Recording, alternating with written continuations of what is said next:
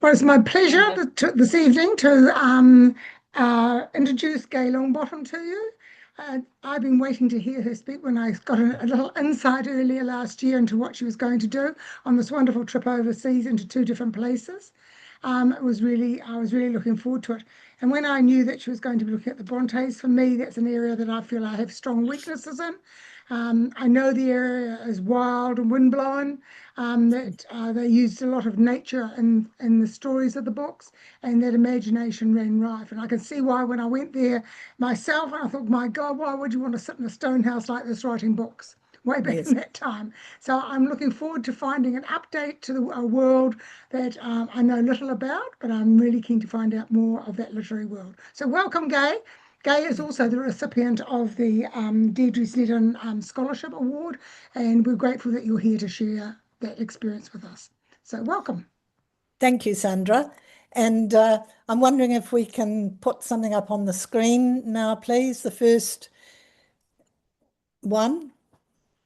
One moment, certainly. Sorry. It's just got a picture of the wilderness and the Brontes on it. Absolutely. Sorry. Just one moment. I'm sure I get the right screen. It will look odd for a second, and then I shall present. Can you all see that? I can't. I can't see it. Okay, one moment. I don't know why that is, but I can open it up on my screen anyway and know where I am, and that might be good because then I can tell you when to move on. How does that sound? Can you see it, everybody else? Can everybody else see it? Haha. Technology is super helpful for us today. You can? Fantastic. Thank you. When you're ready, Okay, I so basically everybody can see it. That will be helpful. Otherwise, I'll be talking to myself a little bit. Um, First of all, welcome and Happy New Year to everybody. It's really good to see familiar faces again.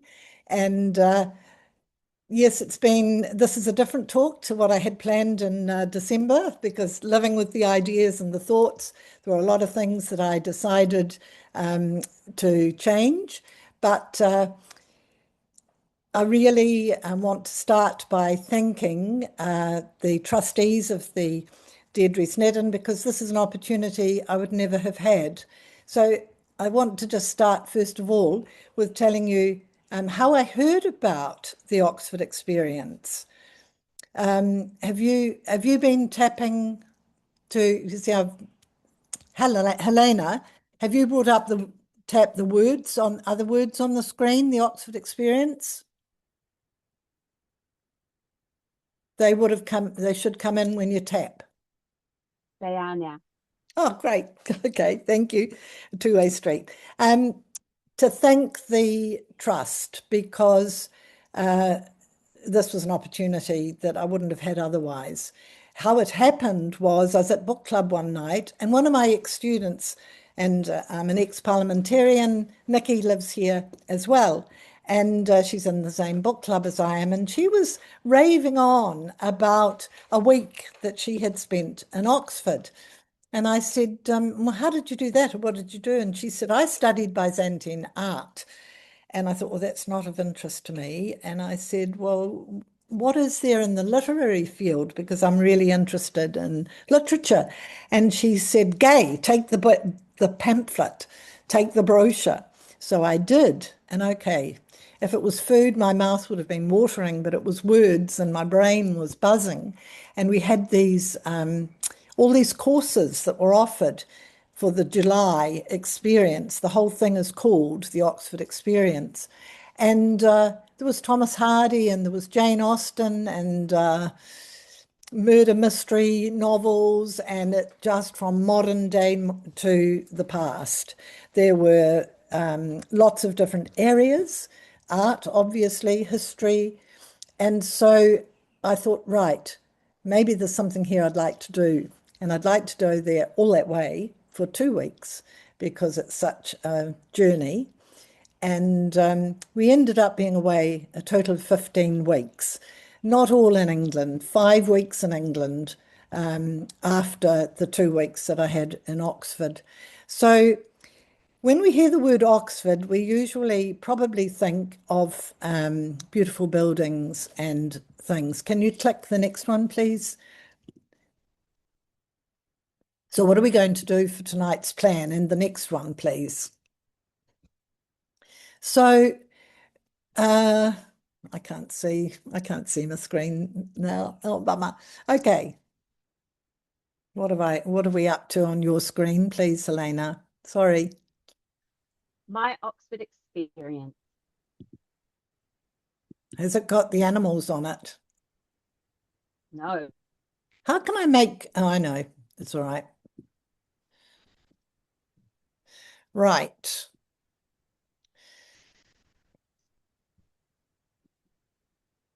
I'll just go back. Okay. So has it just got the evening's plan? And we move on to the next bit.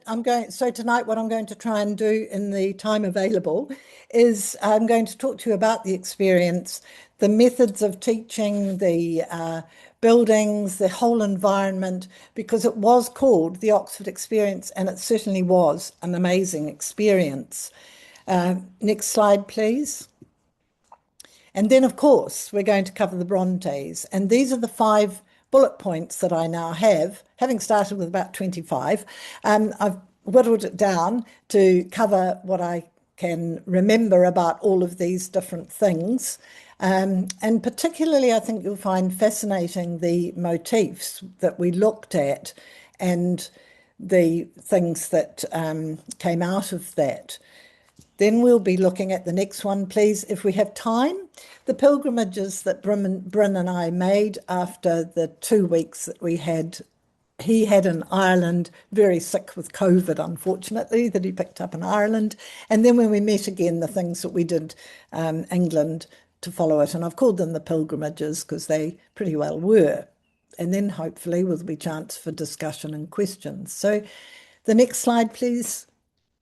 And I hope you've got some animals and a river in front of you. So we think of Oxford as being this beautiful place of higher learning, and that, you know, for me, it was sort of quite unimaginable as to what it would be like going there.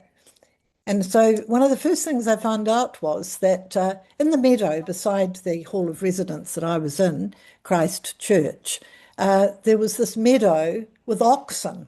And I thought, oh, oxen. I don't think I'd ever seen them in my life before.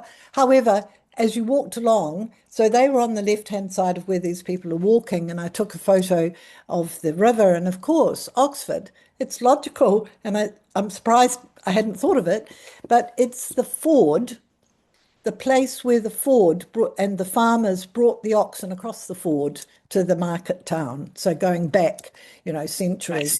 And of course, that's how it is. But whenever I think of Oxford, I don't think of the animals and I don't think of the ford. I think of the buildings and the places of higher learning. So next slide, please. Oops, I've gone 2 on mine. All right, so I want to tell you a little bit about my first impressions. So I arrived on a bus from London, and it pulled up at the gate on the left-hand slide. That's a commercial photo. I have to say I didn't actually take a photo of the gate when I went through my pictures. But the next one, the middle one, is you go into this huge quadrangle. And another woman got off the bus as well. And I said, oh, are you doing the Oxford Experience? Yes, I am. And so we started chatting, and she was from Spain. And I said, how are you feeling about this? And she said, oh, I'm a bit anxious. And I said, well, to be honest with you, I feel like in New Zealand, we'd say a year 9 student and going to boarding school for the very first time. And I said, I've got all these things running through my head, like, will anybody talk to me? Will I understand what's going on? Will I know where to go? And all those questions, unfortunately, a woman slightly younger than I am, but she said, I'm feeling exactly the same. So anyway, we walked through the hallowed halls and came into this huge quadrangle. What you have to understand too is the time that we were in there, July, was the hottest summer they've had for many, many years. Very few days under 30 degrees.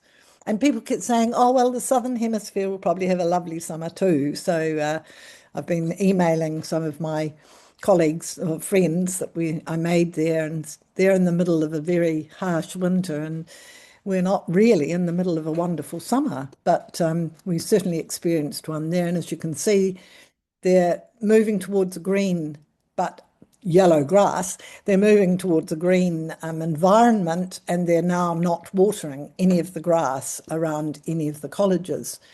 So I was at Christchurch, appropriate, having lived in Christchurch here for so many years, and that's considered the best place, and it's where they run these summer schools, and a lot of the colleges run summer schools. So the colleges, and there's quite a number of them, and when you read novels about the time or about Oxford, you do come across different names of different colleges.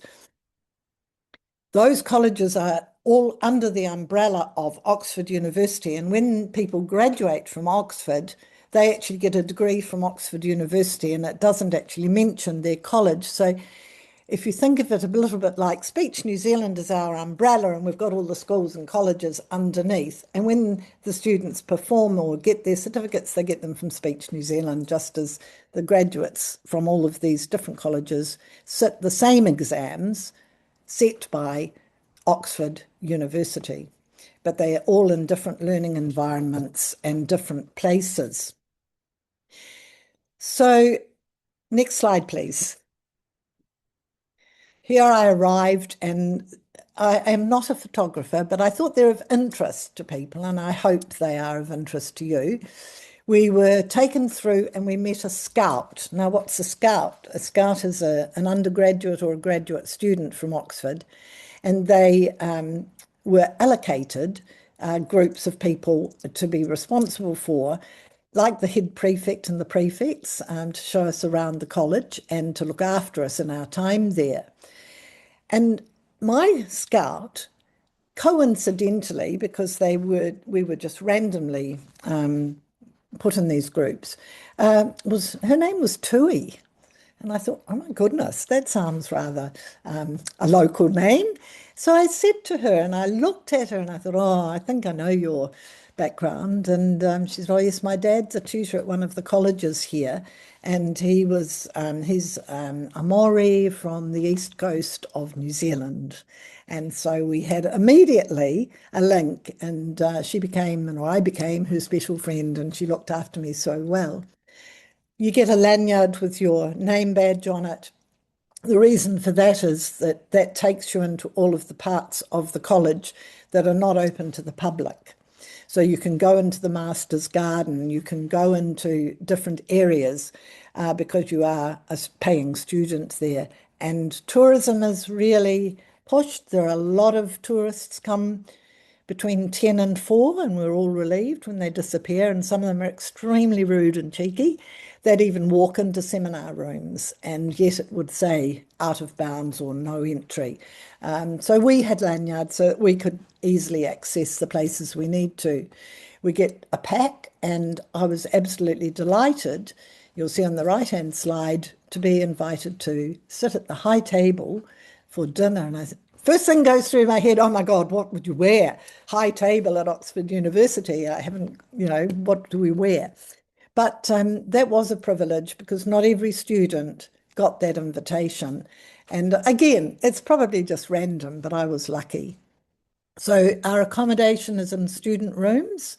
I was lucky in another way that I had a senior student room, a single senior student room with an ensuite, and you can see the cupboards. They had tea, coffee making facilities. That door, the white door, is through to the ensuite. Very nice modern ensuite, because you've got to remember these buildings are very old.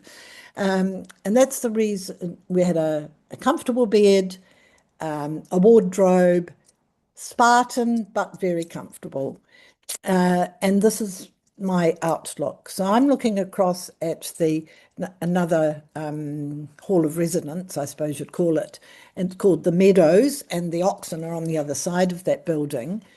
And you'll notice that we've got sash windows, old-fashioned windows. We've got shutters on the outside and the inside, no curtains. And the sash windows wouldn't open all the way up. And that's most unfortunate when it's 30 degrees and there is no air conditioning, just a small fan to keep you cool morning and night, because you're in such old buildings. And some of you will be aware that air conditioning is in the modern malls, but in very few of the buildings that we went into. So it was a hot experience in more ways than one. Next slide, please. Have you got the next one? The buildings, pictures of the buildings. You'll see this long walkway. There's a statue of Cardinal Wolsey. The Christ Church was set up by Henry VIII and Cardinal Wolsey. And underneath that, you walk through the cloisters and there is the cathedral. It's a small cathedral at this college, but exceedingly beautiful. And one of the things that I really loved about this whole environment was that walking through the cloisters in the morning to go to class, you'll have an organist rehearsing or you'll have a choir singing, and they had concerts in the evening that we could attend at a cost, of course, but some wonderful things happening. So you're in this environment of learning and music and culture, I suppose, which is really wonderful. How did we get taught? Now, that was an interesting one, and I'll come back about that, because I feel that they didn't use technology very much, and it wasn't as impressive. I thought I might learn new teaching methods and ideas, but it wasn't really like that. And I'll explain a little bit more about that soon. So if we go to the next slide, please. And for any of you who are Harry Potter movie fans, this is our dining hall that we ate in morning, noon, and night. The big paintings in the back, you've got Henry VIII and Cardinal Wolsey. And around the sides, you've got the portraits of all the chancellors and the important people from Oxford Christ College. You can see that there are 3 rows of tables, and in the Harry Potter movies, they used this hall. They used this dining hall, and all the students were in there. But the interesting thing is, when they actually set up with the cameras and the director and the actors and everything to film the school dining hall, they couldn't fit the cameras and things in. So they used this, they replicated it to the finest detail and rebuilt it in a big warehouse in London. So even though it looks like this, it actually, in the end, wasn't filmed there. So that was quite interesting little anecdote, I thought. On the right, you've got the picture of Tom Gate from the outside and Christ Church, Oxford. And this is our menu for dinner. So formal dinners, and given a menu each night. And as I eat a plant-based diet predominantly, every diet was specially attended to, and that was very good. The food, the service, everything was wonderful. Next slide, please. So you can see where's the dining table set up for dinner. It's formal. You can see Ruth, my friend's hands on the back of the chair. You walked in, you went to your place with your friends. You weren't allocated places all the time, but often you were. And you waited until, first of all, high table was seated, but that was after a grace in Latin. So you've got a Latin grace. It's all very theatrical, that part of it. And I loved it, the formality. You had to dress for dinner. So it just gives you a little snippet of where you are and the environment and the feelings that it brings. It's a beautiful, beautiful building. You can see from the lighting, this was taken at night, purplish lights on the tops of the windows. The windows were beautiful. You can see figures at the bottom, just stained glass windows, different sun shining in one side in the morning and the other side in the evening. Really, really quite spectacular. So yes, please, next slide. I don't eat like this at home, excuse me. But on the left is for one of our special dinners. I had 6 special dinners in the time I was there in the 2 weeks. We had a welcome dinner, we had a mid dinner, and we had a final dinner. So I don't share food pictures on Facebook, or I'm not quite like some of these people that do, but I just couldn't resist showing you these just to show the whole standard of things. That is a vegan pate on my plate on the left, and that was my dessert. So, you're fed well, you're treated well, wine at the tables, you pay for it all, thank you, Deirdre Snedden. But, quite impressive, and everybody then behaves accordingly, I suppose. But next slide, please. And again, from the Harry Potter movie, this is the stairs we went up every mealtime. That's also the staircase where there's a scene in the Philosopher's Stone where the children are all there, and I forget the character, one of the teachers talking to the children in the movie, and that was actually filmed on these, and they didn't replicate this. It was actually filmed in the cloisters and around here. So you can see, if you look at the steps closely in the photo on the right, you can see how hollowed and rounded and repaired they are after centuries of people walking up them. Just fantastic. I didn't sort of think about this side of things before I went. Next slide, please. This is just part of the gardens and area where we could sit during the afternoons and wander around, and this is actually a public street. This is just opposite our hall. So just beautiful, really, really lovely. So my tutor classes, as I said, were a little bit different. I had an expectation that we would have lectures about our chosen topic and perhaps an opportunity to participate. But our classes were actually only they range from 9 to 12. We were 12 in our Brontes course. And this Sarah was our tutor. The learning was a little bit different. We had to have read Jane Eyre, The Tenant of Wildfell Hall and Wuthering Heights before we went. We also had to read this tome, mighty tome, which I'll refer to later. It's called The Brontes by Juliet Barker. I didn't quite finish it, I have to admit. It's tiny print and it's huge, but I did read most of it. And then in the classes, we would be given a question, and between the 12 of us, we would be discussing it. We had some pretty high-flying, intelligent people on the course. I nearly said women, but we actually had one guy, Kyle. And it was an interactive thing that we would be given a challenge, or we'd be given 3 paragraphs, and we would have to decide which of the girls wrote them. Interesting ways like that. So it was assumed that we weren't talked at all.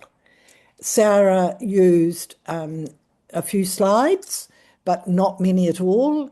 And she did give us some parts of a movie to discuss as well. So it was really, it wasn't given to us. We had to do it all ourselves, that's great. We had lawyers, doctors, medical doctors, a doctor of philosophy, 2 of us teachers, and predominantly from the United States, one young woman from Belgium, and two Canadians. And it was interesting, the Americans actually said that they were Canadians in the beginning, but then admitted that they came from the States. But there's quite a feeling. So I didn't have an individual photo of Sarah. She was young, enthusiastic, and lively. And this is at one of our dinners. It was the final dinner of our group. So on the left, we've got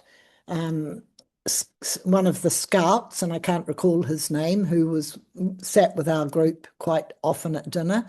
You've got yellow roses because Kyle, the only male in our group, lovely, flamboyant, terrific person. He was from Texas. So he brought yellow roses, a bunch of yellow roses for all the women in the group, which was really great. And Betsy, one of the women I got quite friendly with there. It's the only photo I had, but it also just gives you a bit of the colour of the whole dining room and the fun that we really did have. Next slide, please. So if you first of all, before we move into the information about the Brontes, have you got any questions about the experience itself that you'd like to ask and that I will try to answer? Very quiet class.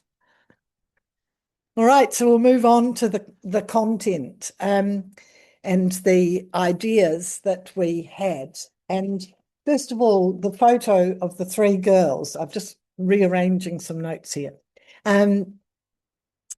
Charlotte, diminutive woman, tiny, but I imagine a huge brain. Anne in the middle. Why do you think there's a gap between Anne and Emily? Does anybody have any ideas? That's where Branwell, their brother, was. And there is in the original, there is apparently you can more or less see where he was. And he painted it. And it was of himself and the three living sisters. But he painted himself out. And we'll get on to Branwell and some of the sadness about him and his influence. So next slide, please.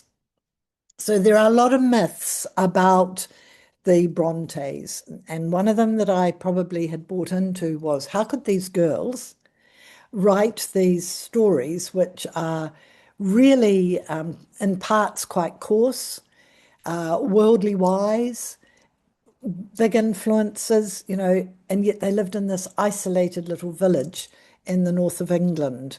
Well, it's actually easily explained because the Bronte family lived in a parsonage, and their father, Patrick, was also known as sort of the village. You consulted him if you had any problems, and okay, not just his parishioners, but all the people. And the women, we talk about women a lot later, but the women were needing support and help, and often would be discussing their problems and their issues with Patrick. And when you visit the house, you realize it's a narrow corridor between the living parlor, probably what it is what it's called, and his office or his room. And the door was often left open. And these girls from a very young age were hearing about things that went on between a husband and a wife, things that went on, how women were abused and how life was not really easy for a lot of people. They also read really widely. Their father was losing his sight when they were quite young, so they read to him everything in the newspaper. They read to him frequently, and he discussed a lot of things with them. So they weren't as isolated from the world as perhaps we're inclined to think. And they weren't as innocent as we are inclined to think. So next one, please. So the natural and the unnatural, which is what the course was called, it's quite interesting because really what we talked about was the influence of, the next slide, please, the Gothic legacy and the Romanticism, and what the girls had been reading. They were strongly influenced by nature, particularly Emily, whose favourite occupation was to get out in the rain, in the moors, in the wind with her dogs. And so Wuthering Heights, of course, is what springs to mind when you think of nature. Predominantly, that book has a stronger natural environmental description than the others, but it is in all of the books. So Romanticism, the reality, again, is strong. Imagination is stronger than reality, you know, the feeling from the Romantic period. And a lot of inspirations, I really read a lot of Wordsworth. So there were influences from Byron. They knew about his dissolute life, his incestuous relationship with his sister, his, what else, the mysteries and things surrounding him and his work. They read all of his books. The inspirations from Wordsworth, the line is repeated in one of the books, the throwing of seeds in nature grows the way it wants. You don't have any control over nature. And we all know about the symbolism of trees through the books, and particularly, for example, in storms with boughs being broken off or the tree being cleaving of a tree. And it's when, in the context of always when a relationship breaks up, there'll be a storm and a wind and a window will rattle. And a lot of these things I hadn't thought of before, but when you reread the books with these things in mind, they're really predominant. And a lot of you may know a lot more about the Brontes than I do, but it's that rereading with these thoughts in mind that I think is what I'd probably say is what to take away, to think about it. And when you reread or look at it again, you think, oh, yes, I can see the implications from that part too. And there's also in the effect of nature, there's quite a lot about the blossoming and the changing as the girls were blossoming and changing and female maturation. So there's all of these symbols, I suppose, that you can see and think about in terms of when you're reading. So I'd just like to read a very short piece here, because when Jane gets sent off to school, and she's been in a horrible environment, which I'll come back to, with the Reed family, and she's sent off to a school, and that school mirrors completely the description she gives in her diaries of Carl Bridge, the school that she did attend. And so we're talking about nature and the human condition and the changes and how they affect. And there's a couple of paragraphs. This first one at the beginning of chapter 9 in Jane Eyre, school was pretty horrendous for her. It was bleak, it was cold, they had no heating, they weren't fed well. It was a little bit like Oliver Twist with a bowl of gruel, but it was pretty Spartan. And for all the fact that the parson was only sort of middle income of the time, and they were well looked after and treated very well at home, and they go off to this boarding school. So we've got this description here of Lowood, talking about Lowood and the life there, and then the changes in the weather. So she says, or Charlotte says, it's Jane Eyre says, but the privations, or rather the hardships of Lowood lessened. Spring drew on, and that's as she became more familiar with school and getting more confident in herself. So you've got the spring, and she's starting to come out and spring and blossom. Spring drew on. She was indeed already come. The frosts of winter had ceased. Its snows were melted. Its cutting winds ameliorated. So she felt cut and destroyed by the impact of the privations in the school, but she describes it through the things that were happening with the weather. And then she says, talks about the sharp air of January, and her feet, which were very badly blistered and chilblains, began to heal and subside under the gentler breathings of April. So always there's that sort of analogy to what's going on in the weather, to what's actually happening to her physically. And like most of you, we probably read Jane Eyre when we were quite young, because it is one of the books that's accessible to younger people, and you read it as the story. But when you read it as an adult and you look back and these things are put into your mind, the writing is phenomenally deep, and really, I think the impact is phenomenal. Anyway, moving on. So we've got then the Gothic influence, particularly in Wuthering Heights.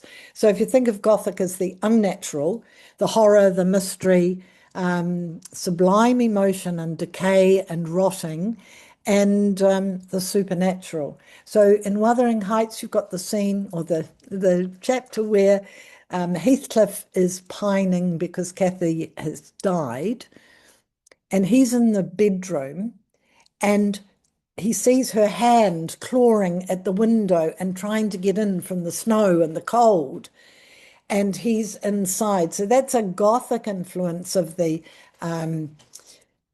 supernatural coming through. And it's an interesting chapter to reread and think of that in terms. And there's also the reference, they'd read Mary Shelley, so there's the reference to vampires, and there's the spirits and ghosts and coming back from the dead. So all of those influences come through in most of the writing as well. So that genre of Gothic genre of the late 18th century gave way to this Victorian interpretation of it.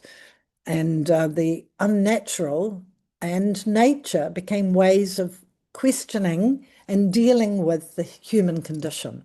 So I found that all very fascinating. And there's a point at which the works of the Brontes, you can locate them in and texts which revere nature, but also have the capacity to frighten us or to make us think about the feelings. So some of the examples I've used, there are many of them, but look at it again, and even the opening scene of Jane Eyre, where I think the first line is, we couldn't go for a walk that day, or it was, the weather was bad. So she was already isolated and feeling cold, and people were cold towards her. So it's already starting right in the very beginning.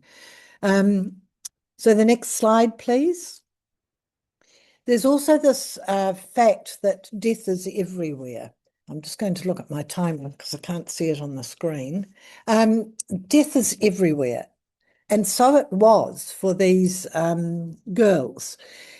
At that time, 1 in 5 babies didn't make it. The average life expectancy was 25. 41% died before the age of 25. So that's before the age of 6, sorry. 25 was the lifespan. And of course, between about 20 and 35, most people did die. Patrick Bronte being an exception, he lived to an old age. And these girls lost their mother first. She left 6 small children. Then 2 of her sisters at the school died of consumption, and then her brother died of TB. So that was all within a period of about from September 1884 until, I have to look at my notes because I don't remember dates very well, until May 1849. So in a 6-month period, there were all those deaths in their own families. So they were living with death all the time. And that does come through in their books. Like Jane Eyre, her best friend that she makes, Helen Burns, she dies. And it's almost a parody of the way in which her sister Marie died. So, you know, there's all of these little interesting things. Next slide, please. And this is what I found the most fascinating. The motifs that we looked at as a group. First of all, the one of trapped women. And that's the one I'd like to talk about and tell you about first. You're probably all thinking, okay, the first trapped woman is Bertha. She's trapped in the attic in Rochester's house when Jane goes there as a governess. And yes, that's definitely a way of being trapped, but there's also the entrapment of women in that society not being able to break out. There are women still now in our society still trapped and being able to not able to break away from abusive situations or bad situations. So through that entrapment, you've got the outlines and descriptions of the patriarchal society and the authority that they had.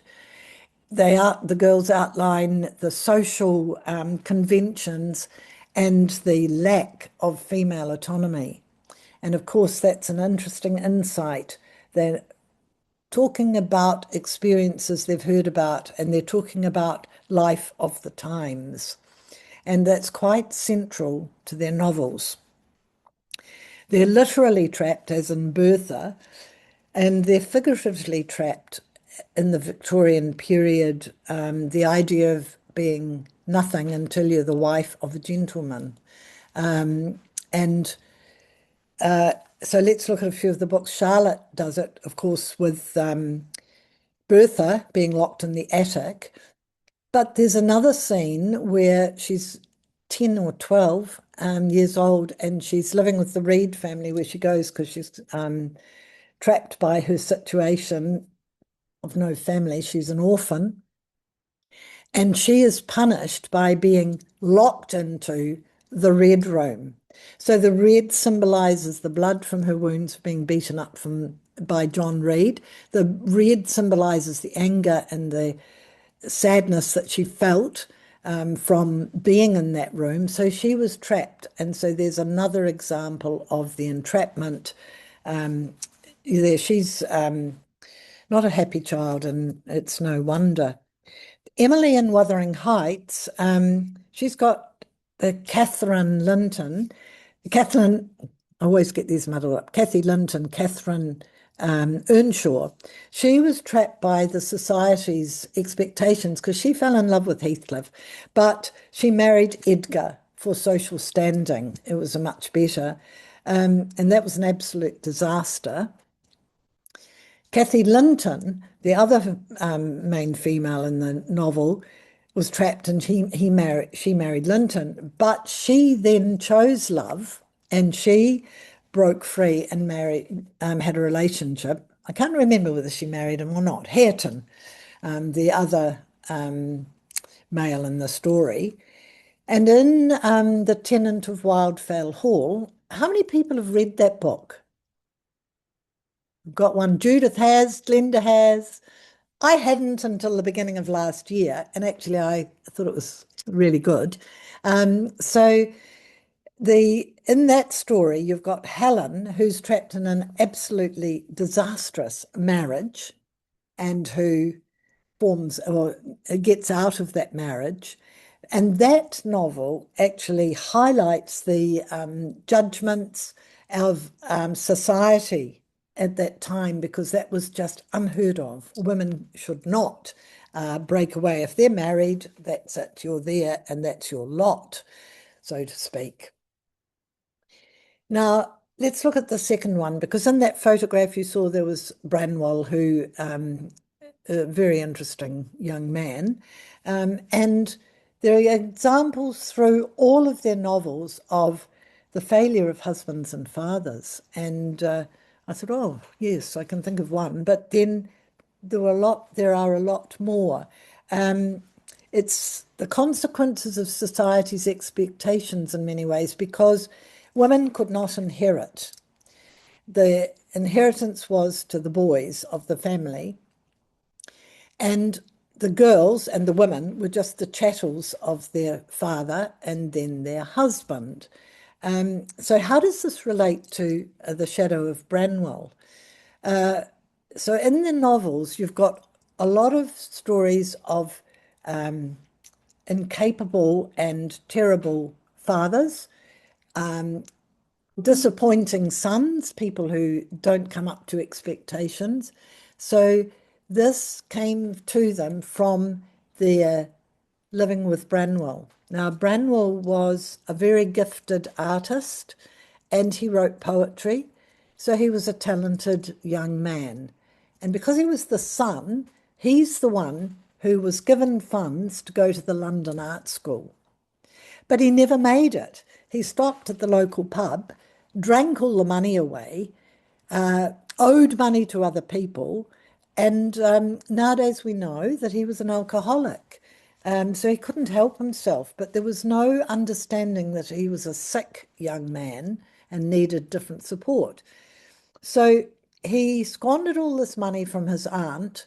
Now you notice that Charlotte, Emily, Anne, none of the girls got grants to go to art school, and Charlotte was a very good painter as well. So when you visit her home and the museum in Haworth, you can see some of her artwork and beautiful work. But she wasn't given the money to go and have that further education.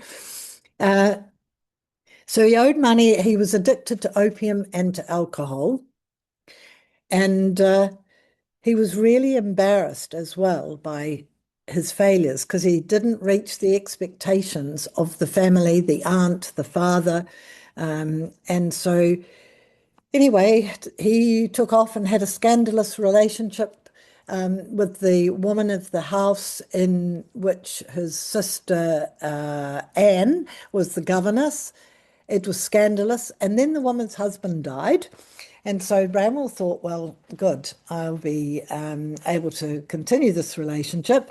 But he was cast aside by her. So he was really depressed and really ill. And there are so many reflections of Branwell and his life in all these failed male characters in the novels. So let's have a look at Anne's novel, The Tenant of Wildfell Hall. First of all, we've got Arthur Huntingdon. He's morally loose, he's bankrupt, a very good looking, however.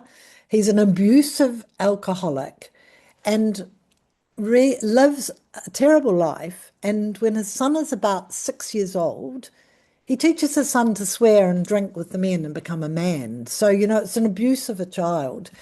And so Helen, the wife, is in this relationship, see this happening. She's abused by the husband, but she can see her son being modelled along. And then you've got Lord Loughborough, and we're going to talk about names later, Loughborough, okay?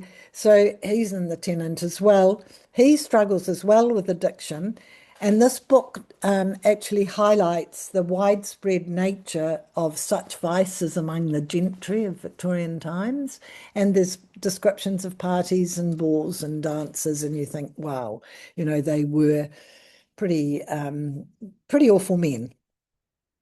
Then in Wuthering Heights, you've got Hindley Earnshaw. He doesn't live up to the expectations of his parents.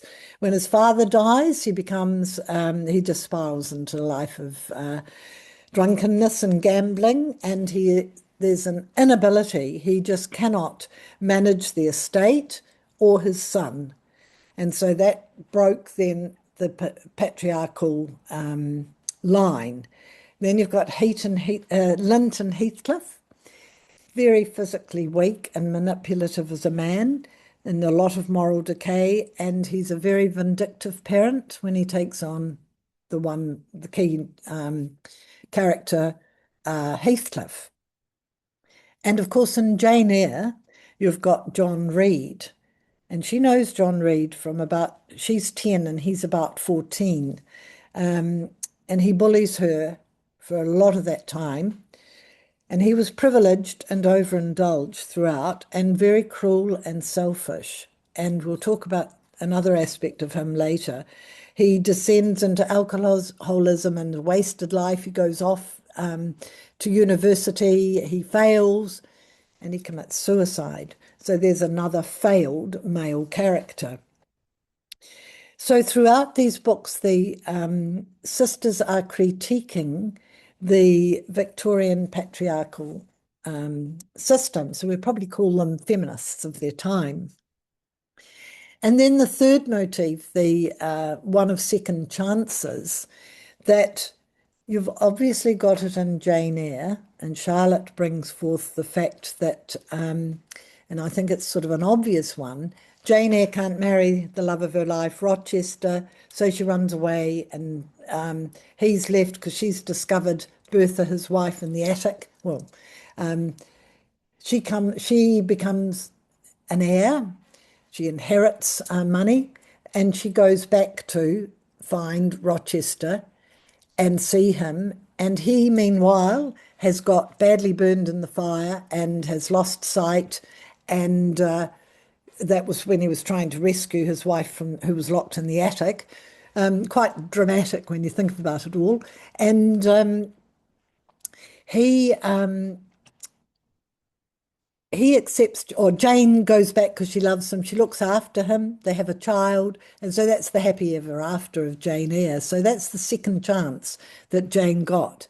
In The Tenant of Wildfell Hall, Helen actually leaves that relationship with Arthur, the marriage, and goes away to a decaying house because she's a resolute woman, and she should never have left her husband, so she has to live in a place that's not got running water and is pretty squalid, and that's another sort of reflection of her state. But she moves back to look after her husband when he's in the depths of alcoholism and dying. And after his death, she gets a second chance because she marries the person she's fallen in love with in the meanwhile, called Gilbert Markham. So you've got another second chance and chance of a new life. With Emily in Wuthering Heights, it's quite different. It's a different sort of second chance because it's a second chance for the next generation. And it's there. So it is different, but it's the redemption, more of the redemption than anything else. So that's quite interesting. Now, I want to look at names in the novels.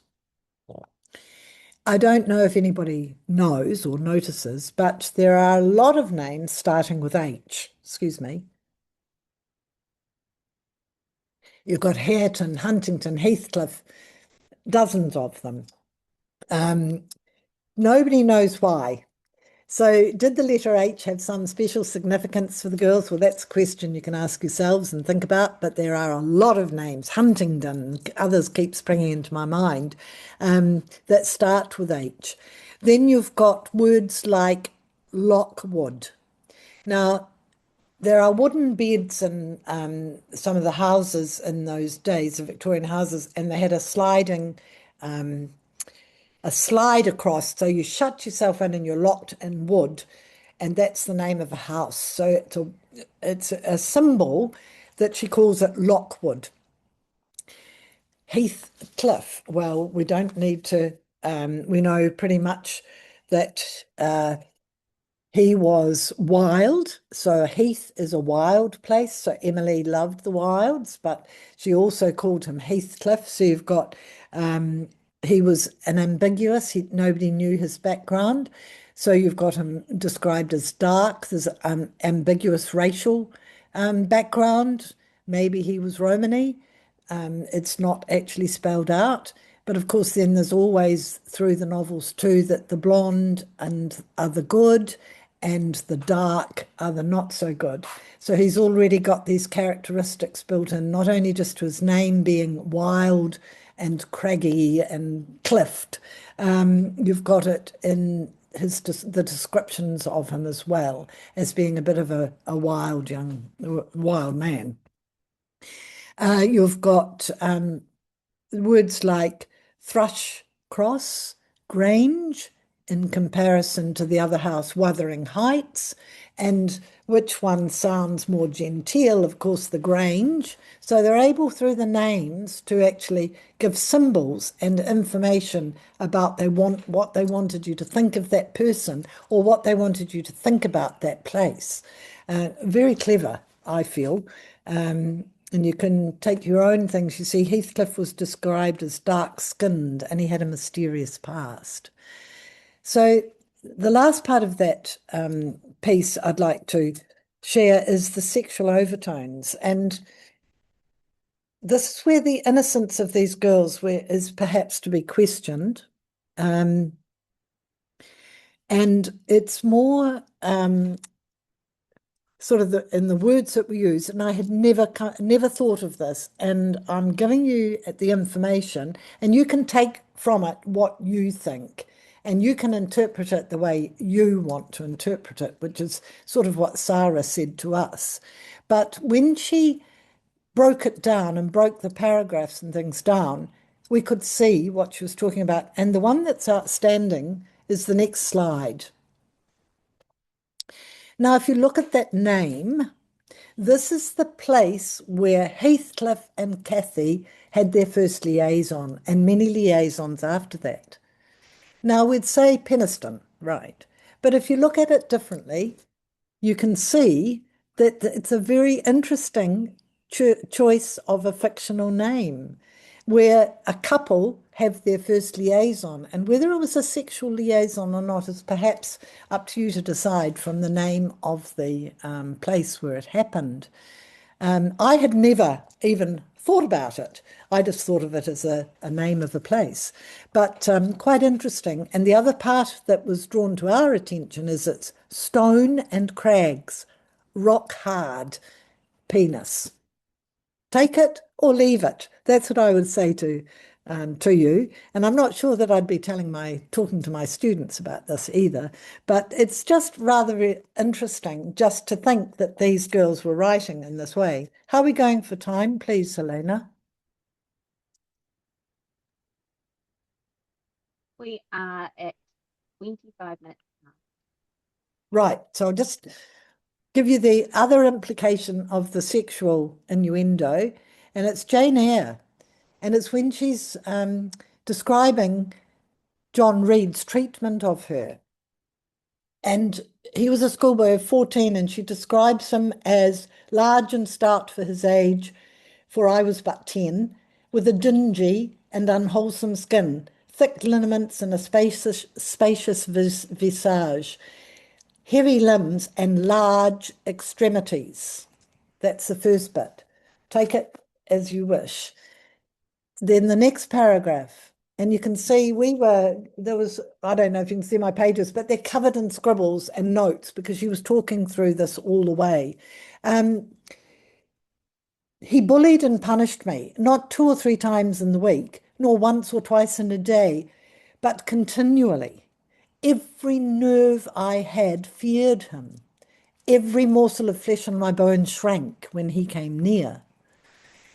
There were moments when I was bewildered by the terror he inspired. And she goes on. Nobody ever saw him strike or abuse Jane, but there's implications there. And especially in this little bit. She's just been released from the Red Room. Habitually obedient to John, I came up to his chair. He spent some 3 minutes in thrusting out his tongue at me as far as he could without damaging the roots. People can interpret that. I knew he would soon strike, and while dreading the blow, I mused on the disgusting and ugly appearance of him who would presently deal to me. So there's some academics have read into that was a sexual abuse. He was, especially later in the book, and that he was thrusting at her and he was abusing her. So again, I put it in because it's interesting to think about. We also did a lot of work on the language used, the repetition of consonants, all sorts of things that come into our work. I could have covered the theories of Rousseau and Locke and child rearing, that also comes into it. Other things we covered were money and class and the difference, the good and the bad, the black and the fair, and analyses of paragraphs and where they could have come from, because there's some lines that seem to be straight from the Ancient Mariner. There are lines that come from Paradise Lost. So these are the things the girls are reading and brought into their writings. But if we can go to the next slide, please. These are things that I would recommend to you. And if you want a copy of this, I can easily send it to you. The ones in green I have read, but the others that were recommended by some of my classmates and by the tutor apparently are well worth reading, especially The Woman in the Attic. I found the Sagassa Sea interesting. That's a prequel to Jane Eyre, and it's the story of Bertha and her background and then how she came. And she was locked away because she was an assertive, challenging woman from a different culture who didn't submit and become submissive to her husband. So it's quite interesting to read that book, and it's the imagined background of Bertha that created Rochester putting her away. But of course, women were suffering this locking away, and I didn't talk about it before, but women were suffering from postnatal depression. They were going through menopause, those sorts of things, but they were just treated as not conforming and not being of sane mind. And they're the things that are in the stories. This big book, the Brontes, Juliet Barker, you can see it's 1994. It's a recent look at, but the old book is where a lot of, that's the Elizabeth Gaskell book, which you may be familiar with, but that's actually contains a lot of the myths and ways of she describing those girls and how they came across. The movie, if you can see it, you can hire it from what's it called, Prime, for $5.99. I looked it up last night, and you can buy it for $15.99. It's an amazing movie, and really good if you want to find out more about the Brontes. It's a beautiful film. The other film I didn't talk about because I'm conscious I could talk for a lot longer and it's boring, but we had afternoons in the experience where we finished classes at 1, we had lunch, and then there were programs you could pay extra and buy into. So I went to Broughton Castle, which is the Fiennes family of acting fame and writing fame. And that's where Jane Eyre was filmed. So a movie that we're familiar with, it was filmed there. So you saw all the rooms and you saw photographs of the crews, and you saw them making the how they made the artificial snow and all of those things. So that was one option that I took. And the other one was, one of the others that sticks in my mind was a walk around Oxford. It was 2 hours, and it was the women in Oxford. That was a terrific thing. So we had these optional things that we could buy into, and in the evening we had lectures that we could buy and go into. They were available for everybody. So the thing that I want to stress, though, the most important thing about the Brontes' writing is that they were really the first group to make the women the main protagonist and the heroines in the stories. And I think that's something that's great when especially when you're teaching young women, if they're reading that and knowing that that's a change. And they did put it through quite strongly, the perspective. But they were very different writers. Charlotte had romantic themes and forgiveness and second chances, and that's what she was like as a person. She looked at society and the moral roles that people had to play. Emily was very spiritual. That comes through in her writings, and also her wild passion for the natural influences of her moors. And the emotive writing and the Gothic influence comes into Emily's books. And Anne was more of a social commentary as a writer, very honest, and there's a religious moral tone that comes through in her work. So if you can take away and think about those things, it's about the best I can do. So I don't know whether there's any chance, but this I wanted to share with you. The last slide, please.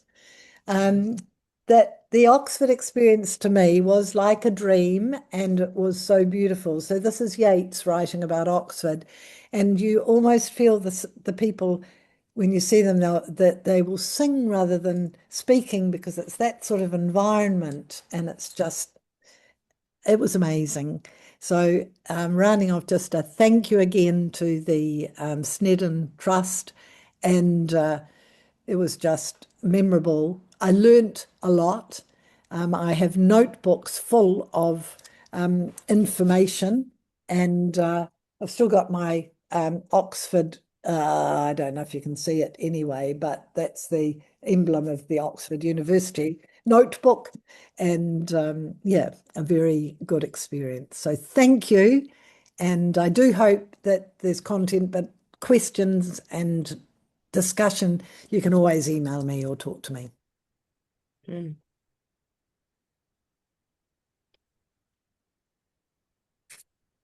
You're on mute, Mute. Sandra. I can't hear you. You are on mute.